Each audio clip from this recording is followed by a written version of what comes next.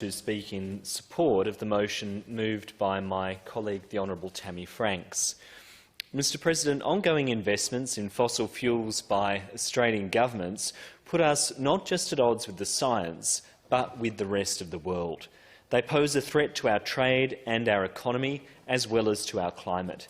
We here in South Australia have declared a climate emergency, and it is now time for us to declare our support for a fossil fuel non-proliferation treaty.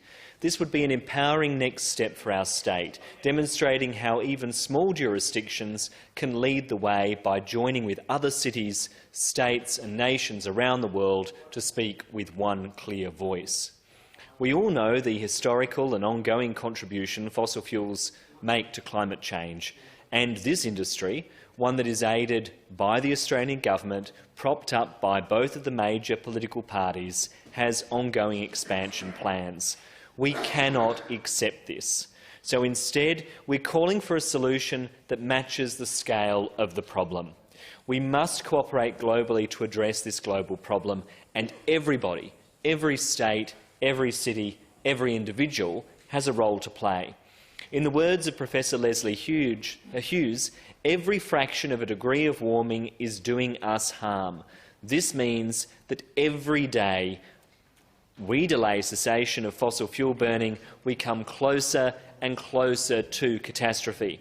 It's people who created this crisis, Mr President, and it is the people that must stop it.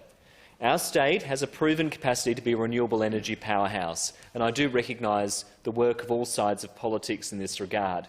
We're a state that is largely powered by the sun and the wind, and soon we will be powered by hydrogen as well.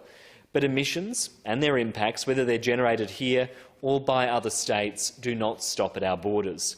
What happens in one place affects us all. Indeed, that has been the story of this climate crisis.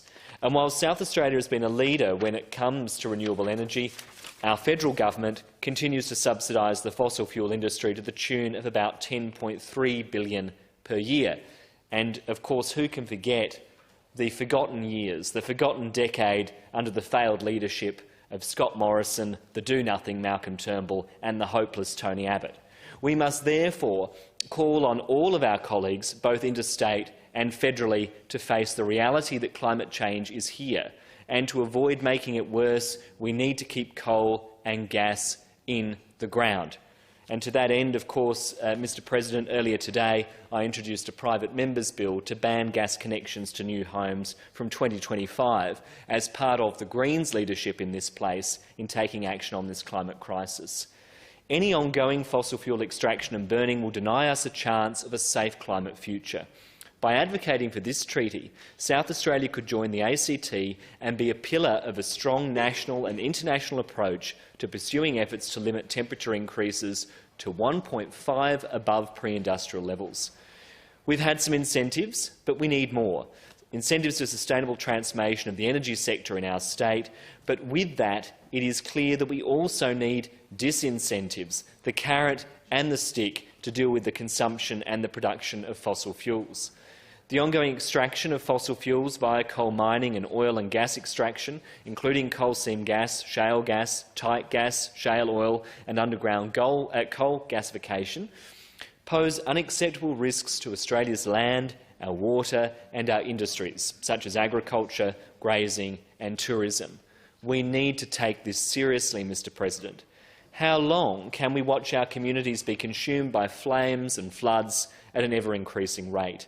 These disasters are not inevitable. We must demand a different path, one that embraces renewable energy sources and that allows our communities to live in harmony with ecosystems and thrive within the limits of our planet. After all, it is this planet that constrains us all. A fossil fuel non-proliferation treaty is the next logical step on such a pathway. I commend the motion.